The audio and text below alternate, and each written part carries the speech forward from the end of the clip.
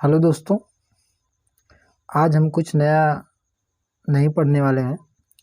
पिछले लेक्चर में हमने जो पढ़ा था उसके कुछ पार्ट्स को आज हम अच्छी तरीके से रिवाइज करेंगे, क्योंकि ये हमारे लिए बहुत इम्पोर्टेंट है। और इसी टॉपिक से रिलेटेड 2-3 न्यूमेरिकल मैं कराऊंगा। यदि किसी को ये लेक्चर देखने का ना मन हो, उसको आता हो, तो कम से कम वो न्यूमेरिकल को ज़रूर देखेगा। न्यूमेरिकल हार्ड नहीं है, डिफ़िकल्ट क्वेश्चन नहीं है, लेकिन अच्छे हैं, कॉन्सेप्चुअल हैं, इसलिए वो न्यूमेरिकल ज़रूर करे। ओके, तो आते हैं हम कि ये D versus time graph, displacement versus time graph, velocity versus time graph, acceleration versus time graph. तो ये सीक्वेंस हम हमेशा याद रखेंगे अपने इजी के लिए। तो डी के आगे क्या है? डी के आगे वेलोसिटी है, वेलोसिटी के आगे ए है, डी के पीछे कुछ नहीं है, डी के आगे कुछ है। वेलोसिटी, वेलोसिटी के आगे एक्सीलरेशन है, वेलोसिटी के पीछे डिस्प्लेसमेंट है। यानी कि वेलोसिटी बहुत जिम्मेदार व्यक्ति है, इसके आगे एक्सीलरेशन, पीछे डिस्प्लेसमेंट है। इसलिए वेलोसिटी यानी वीटी ग्राफ जब दे देता है तो वहाँ पे थोड़ा प्रॉब्लम आती है, क्योंकि आगे चले कि पीछे चले ये दिक्कत होती है। ठीक है, अब ए के आगे कोई नहीं है, लेकिन ए के पीछे है। तो आगे चलने के लिए आगे चलेंगे डी से, डी टी ग्राफ से हम को वी पाना है तो हम आगे चलेंगे। ठीक है, तो किसी भी वस्तु को पाने के लिए हमको कुछ ना कुछ मेहनत करनी पड़ती है। तो डी टी ग्राफ से वी को पाने के लिए हमको क्या मेहनत करनी पड़ेगी? स्लोप फाइंड करना पड़ेगा। स्लोप, डी टी ग्राफ का स्लोप फाइंड करना पड़ेगा, तब जाके हमको आगे वाली वैल्यू मिलेगी। आगे वाली वैल्यू मतलब वी की वैल्यू तब जाके हमको मिलेगी। जिससे डी टी ग्राफ का आपने स्लोप निकाल दिया, स्लोप की वैल्यू आ गई 1 यानी वेलोसिटी की वैल्यू 1, स्लोप की वैल्यू आ गई 0 यानी वेलोसिटी की वैल्यू 0। ठीक है, ये नहीं कि स्लोप निकाल दिए तो अब वेलोसिटी कैसे निकलेगी। जो स्लोप की वैल्यू आ गई वही वैल्यू वेलोसिटी की होगी। अब v के आगे a है और v के पीछे डिस्प्लेसमेंट है, तो इसमें हमको सोचना पड़ जाता है। तो मैंने बताया कि आगे वाले को पाने के लिए क्या करना पड़ेगा? स्लोप निकालना पड़ेगा। हमेशा आगे वाले को पाने के लिए स्लोप निकालना पड़ेगा। अब ए के आगे कुछ है ही नहीं, अगर आप स्लोप निकाल दिए तब भी कुछ नहीं पाएंगे। ठीक, और पीछे वाले को पाने के लिए क्या करना पड़ेगा? एरिया निकालना पड़ेगा। जैसे ए टी ग्राफ है, तो ए टी ग्राफ से हम पीछे जाएंगे तो क्या पा सकते हैं? वेलोसिटी। तो पीछे जाएंगे तो हम वेलोसिटी पा सकते हैं, लेकिन क्या निकालेंगे? एरिया। ए टी ग्राफ का एरिया निकालेंगे तो एरिया की वैल्यू जो भी आएगी वो वैल्यू वेलोसिटी के इक्वल होगी। ठीक, उसी तरीके से वी टी ग्राफ है, अगर दे दिया गया वी टी ग्राफ, तो वी टी ग्राफ का हमको डिस्प्लेसमेंट बताना है, तो हमको क्या करना पड़ेगा? पीछे जाके पकड़ पाएंगे, यानी कि एरिया फाइंड करना है। ठीक, तो वी टी ग्राफ का अगर आपने एरिया फाइंड कर लिया तो वो एरिया डिस्प्लेसमेंट के इक्वल होगा। अब किसी का दिमाग ये भी आया कि डी टी के हम एरिया निकाल दें, डी टी का, तो पीछे इसके कुछ है ही नहीं तो कुछ मिलेगा ही नहीं। एरिया का मतलब पीछे आना, स्लोप का मतलब आगे जाना। ये एक माइंड सेट है, ये किताबों में नहीं लिखा गया, ये एक माइंड सेट है कि कैसे हम पता कर सकते हैं। मैं यहाँ पे लिखा भी हूँ कि आगे जाने के लिए फाइंड स्लोप, स्लोप फाइंड करना पड़ेगा। पीछे जाने के लिए फाइंड एरिया, एरिया फाइंड करनी पड़ेगी। ठीक है, अगर मैं कह दूं कि मैं स्लोप निकाल के वेलोसिटी पा गया, स्लोप निकाल के वेलोसिटी पा गया, इसका मतलब मैं आगे आया हूँगा तभी ना। अब किसके आगे आया हूँ? डिस्प्लेसमेंट के आगे आया, क्योंकि यही तीन ही लोग हैं ही, तो इसके लिए आपको माइंड सेट करना पड़ेगा और ये सीक्वेंस हमेशा याद रखना है। आप फटाफट बना के देख भी सकते हैं, D T V T A T, फिर ऐसे करके स्लोप, फिर ऐसे करके स्लोप, फिर इधर से एरिया, फिर इधर से एरिया, फिर इधर से एरिया, तो कुछ नहीं मिला। इधर से अगर आप स्लोप फाइंड कर लिए तो इधर भी कुछ नहीं मिलेगा, क्योंकि तीन ही लोग हैं। केवल बीच वाला ऐसा है जो दोनों वैल्यू देगा, एरिया भी, और एरिया से हमको क्या पता चल जाएगा, एरिया मतलब पीछे आना, तो डिस्प्लेसमेंट पता चल जाएगा, स्लोप मतलब आगे जाना, तो एक्सेलरेशन पता चल जाएगा। स्लोप मतलब आगे जाना, ये बस एक तरीका है जानने का। एरिया मतलब पीछे आना।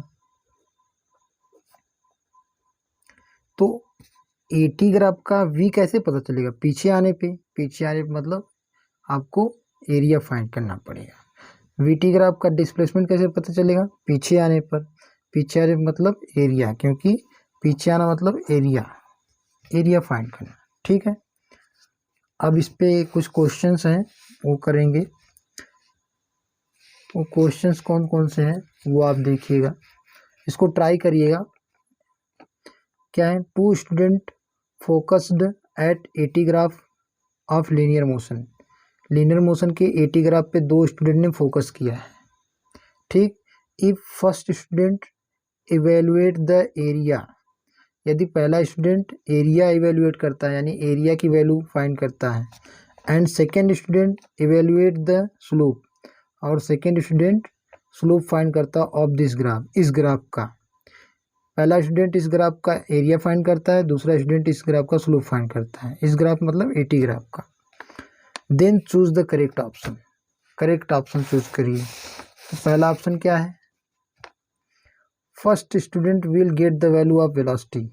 पहला स्टूडेंट वेलोसिटी की वैल्यू पाएगा, अगर वो एरिया निकाला है तो पहला स्टूडेंट वेलोसिटी की वैल्यू पाएगा। And second student will get the value of displacement, second student displacement की वैल्यू पाएगा।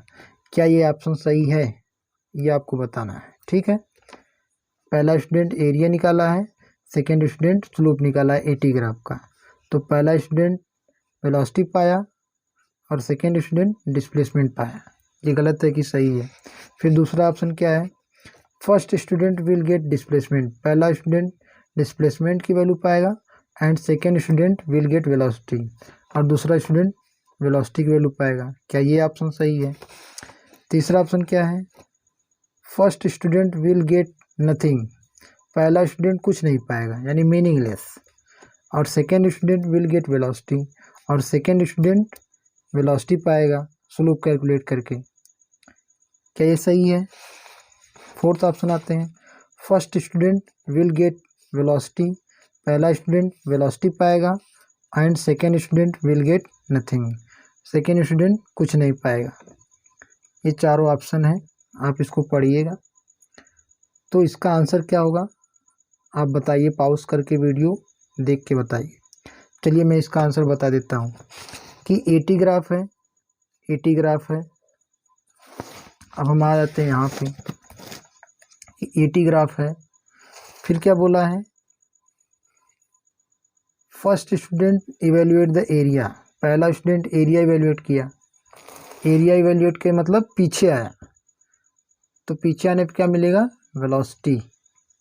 एरिया को फाइंड करना मतलब पीछे आना, यानी कि इसको वेलोसिटी मिलेगी। ठीक, फिर क्या है, second student evaluate the slope, second student evaluate the slope, slope मतलब स्लोप को फाइंड करना मतलब आगे बढ़ना। एटी ग्राफ से आगे बढ़ो, एटी ग्राफ से आगे बढ़ोगे तो क्या मिलेगा, कुछ मिलेगा नहीं। इसका मतलब पहला स्टूडेंट क्या पाएगा, वेलोसिटी की वैल्यू, और दूसरा स्टूडेंट क्या पाएगा, स्लोप की वैल्यू, अरे nothing. First student will gate velocity and second student will gate nothing, कुछ नहीं पाएगा। ठीक है, अब दूसरा क्वेश्चन आ जाते हैं। दूसरा क्वेश्चन क्या कह रहा है, what we have to calculate of VT graph. VT graph का हमें क्या कैलकुलेट करना पड़ेगा, for getting the value of displacement and area respectively. ठीक, वीटी ग्राफ का हम क्या क्या कैलकुलेट करें कि हमको डिस्प्लेसमेंट और एरिया दोनों मिले। ठीक, वीटी ग्राफ का हमें क्या क्या कैलकुलेट करना पड़ेगा। तो वीटी ग्राफ ऐसे होता है, वी यहाँ पे होता है डी, यहाँ पे होता है ए। तो वी का हम क्या कैलकुलेट करें कि डिस्प्लेसमेंट मिले, और क्या कैलकुलेट करें कि एक्सेलरेशन मिले। यहाँ पे एक्सेलरेशन होना चाहिए, सॉरी, एक्सेलरेशन। ठीक, तो वी ग्राफ का हम क्या कैलकुलेट करें कि डिस्प्लेसमेंट मिले, और क्या कैलकुलेट करें कि एक्सेलरेशन मिले। तो डिस्प्लेसमेंट कैसे मिल रहा है, पीछे आने पे, पीछे आने का मतलब क्या हुआ, एरिया। और वी का क्या कैलकुलेट करें कि एक्सेलरेशन मिले। एक्सेलरेशन कैसे मिल रहा, आगे जाना, आगे जाने का मतलब स्लोप, यानी कि डिस्प्लेसमेंट कब मिलेगा, एरिया फाइंड करने पे, एक्सेलरेशन कब मिलेगा, स्लोप फाइंड करने पे। तो आंसर क्या हो जाएगा, एरिया एंड स्लोप। यहाँ पे लिखा है स्लोप एंड एरिया, ये गलत है। स्लोप फाइंड कर लोगे वीटी का तो क्या मिलेगा, एक्सेलरेशन मिलेगा। लेकिन यहाँ पे क्या लिखा है, पहले डिस्प्लेसमेंट बाद में एक्सेलरेशन। तो डिस्प्लेसमेंट यानी कि पीछे आओ, पीछे आओ मतलब एरिया, और यहाँ से एक्सेलरेशन आगे जाने पे मिला, आगे जाने का मतलब स्लोप। ठीक, तो एरिया एंड स्लोप वाला आंसर सही होगा। फिर एक और क्वेश्चन है, इस क्वेश्चन का भी आंसर आप लोग दीजिएगा पॉज करके। क्वेश्चन क्या है, if I get the value of velocity, यदि मैं वेलोसिटी की वैल्यू पा जाता हूँ bye calculating the area and bye calculating the slope. ठीक है, यदि मैं एरिया कैलकुलेट करके वेलोसिटी की वैल्यू पा जाता हूँ और स्लोप भी कैलकुलेट करके वेलोसिटी की वैल्यू पा जाता हूँ, एक बार एरिया कैलकुलेट करता हूँ तब भी वेलोसिटी पाता हूँ, स्लोप कैलकुलेट करता हूँ तब भी वेलोसिटी पाता हूँ, तो चूज द करेक्ट ऑप्शन। तो क्या है ऑप्शन में, in first case I have 80 plot, पहले केस में मेरे पास 80 प्लॉट था, and in second case I have VT plots, second case में V2 plot. In first case I have 80 plot and in second case I have XT plot, XT मतलब D, displacement. In first case I have DT plot, in second case I have AT plot.